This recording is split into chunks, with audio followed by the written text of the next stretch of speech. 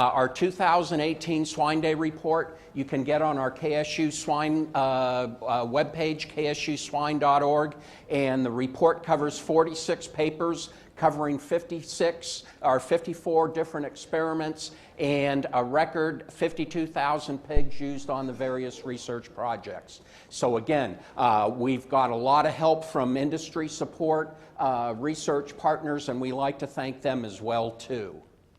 I'm going to talk about the sow herd and give you an update on some of the things that we talked about last year, as well as some new things that we've initiated since then, and cover things starting off in gestation. Lori Thomas, we presented some of Lori's data last year at Swine Day, where we looked at increasing levels of lysine, digestible lysine fed during gestation on sow and litter performance. And basically, Lori fed from 11 to 18.5 grams per day of lysine, or you can think of that as about a 0.55, a 0.65, a 0.75, or a 0.85% digestible lysine diet. And the big thing that we were looking for was if there'd be any impact of gestation diet on litter weaning weight, or I'm sorry, pig birth weight. And in purple are the gilts, and in gray are the sows. And basically, we didn't see any difference in litter birth weight or individual pig birth weight. And we talked about that last year. There was also no difference in the number of pigs born alive, ranging from about 14 to just over 15 pigs per litter born alive. But what we did notice since we've done, or Lori's done the analysis since then, was that in sows, the gray bars, not the gilts in purple, but there was a linear increase in the percentage of pigs born alive with increasing dietary lysine. And that's to say that as we look at live born as a percentage of total born, we saw this linear response ranging from about 93% of the pigs to 95% of the pigs in sows. No difference within the gilts. And the reason why we saw that was a decrease in the percentage of stillborn pigs in sows, ranging from 4.6% down to 2.3%. And so some interesting responses. We don't necessarily know why maybe that took place, but again, looking at things, a response to increasing lysine on decreasing stillborn pigs. But when we take an economic look at things and we set our 11 grams per day as kind of our control or basal level, you know that increasing digestible lysine in gestation up to 16 grams per day really didn't have a negative impact on profit per weaned pig. And when we got to very high levels, that 0.85% lysine gestation diet, then we started to run into some added costs. And so what the data says is that because of that change in stillborns, really we can feed a wide range of dietary lysine levels during gestation without very much of an economic detrimental effect. And so a little bit of update of Lori's data on gestation.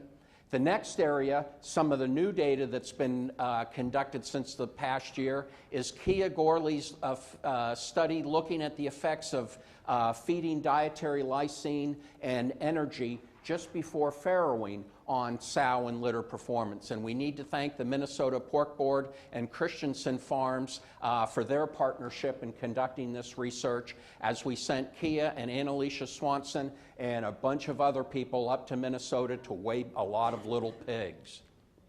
And this is some data from Europe that we presented last year, but what it says is that sows that were fed ad libitum when they came into the farrowing house weaned heavier pigs. And this is a 28-day wean study from Europe, but sows that were limit fed in early, as they came into the farrowing house, had lighter litters than those fed ad libitum, with the exception of those sows that were over-conditioned.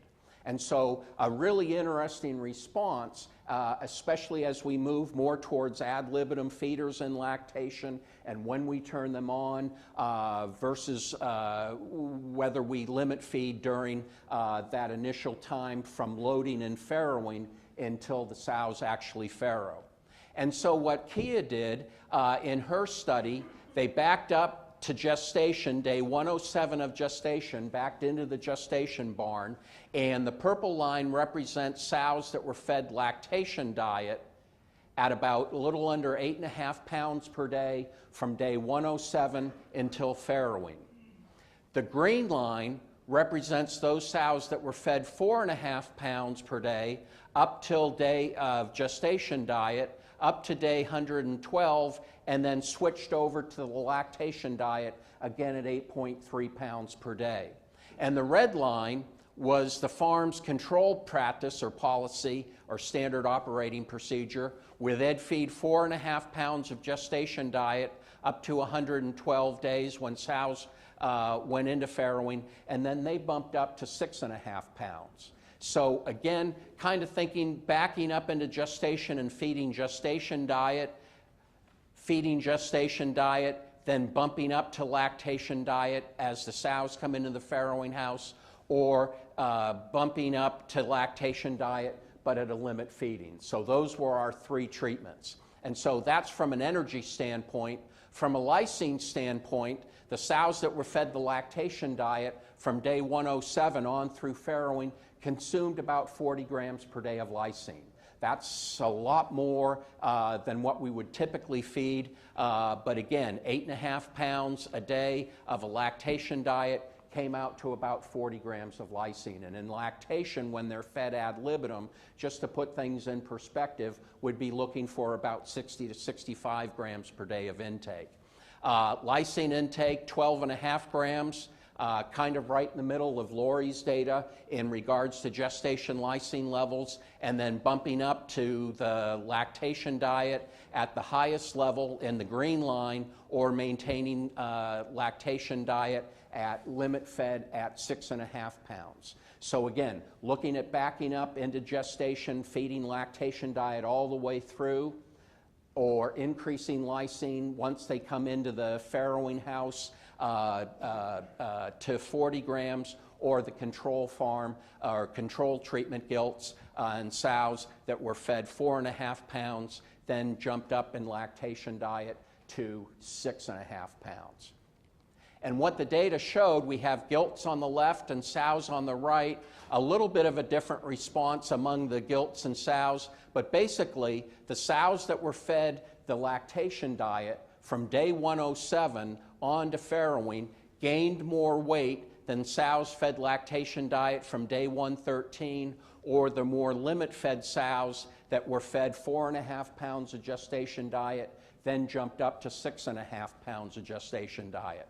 And so again, it makes perfect sense that the sows were fed the higher nutrient fortified diets, the higher amounts gained greater weight from day 107 on to farrowing. And that's an important thing that we'll come back to. The other thing that Kia measured was back fat thickness. And again, just like weight gain, those sows that were fed the lactation diet from day 107 of gestation on to farrowing gained more back fat thickness. So they gained more weight and they gained more back fat thickness compared to either the control or the sows that were fed 8.3 pounds once they came into the farrowing house. One of the things they looked at, and Kia and Annalisa Swanson, the undergrad intern that was helping out with the project, they weighed pigs at birth, and what they saw was no difference in birth weight in sows, but slight differences in birth weight of pigs from gilts. No difference among the gilts that had been switched to the 8.3 pounds in lactation on day 113 or day 107, but those control-fed sows, their pigs were just a little bit lighter when they were fed 4.5 pounds of gestation diet, and when they came into the farrowing house, fed 6.5 pounds. So a little bit of a difference in pig birth weight, which was kind of surprising to us because we hadn't seen very much of a response in previous studies that we've looked at with bump feeding and differences in gestation feed intake there. In addition to weighing the pigs at birth, they also weighed pigs 24 hours later. And the difference in weight from birth to 24 hours later we used as an indication of colostrum production.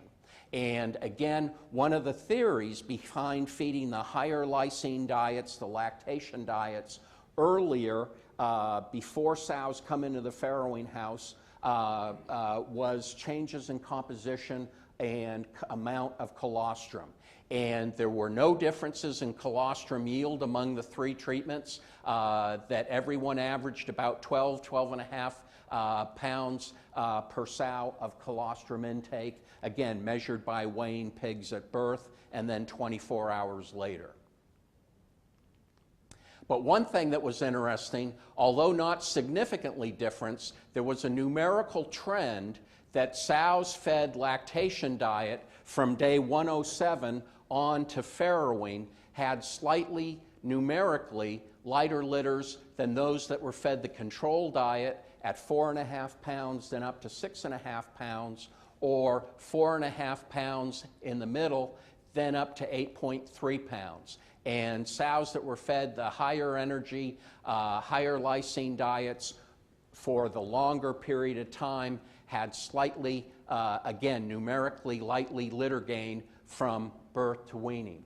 And again, not sure why this happened, but you'll remember that those sows were also heavier. They gained more weight during the last 2 weeks of gestation, and they were a little bit fatter. And intuitively, we would think that those sows might not eat as well in farrowing as the other sow groups, and perhaps that was the reason why we saw the difference or the numerical trend in litter weight gain. Kia has also been very busy working in the farrowing house here on campus, and one of the things that we've talked about lately is lysine level in lactation and where we should be formulating our lysine levels. And the question is always, how do we do that? Do we add soybean meal to the diet? Do we do it with a combination of soybean meal and crystalline amino acids? And one of the projects, another project that Kia worked on, was soybean meal concentration in the lactation diet. And in this slide, I'll set up the treatments. The blue bars represent a lactation diet with 500 pounds per ton or 25% soybean meal. The red bars represent 30% soybean meal in the diet, and the green bars represent sows that were fed 700 pounds or 35% soybean meal in the diet. And again, these were all balanced for equal digestible amino acid levels. It was just the source of amino acids, whether they were coming from soybean meal or whether they were coming from a combination of soybean meal with crystalline amino acids. And this slide looks at feed intake, and we saw no differences in feed intake the first 7 days after farrowing.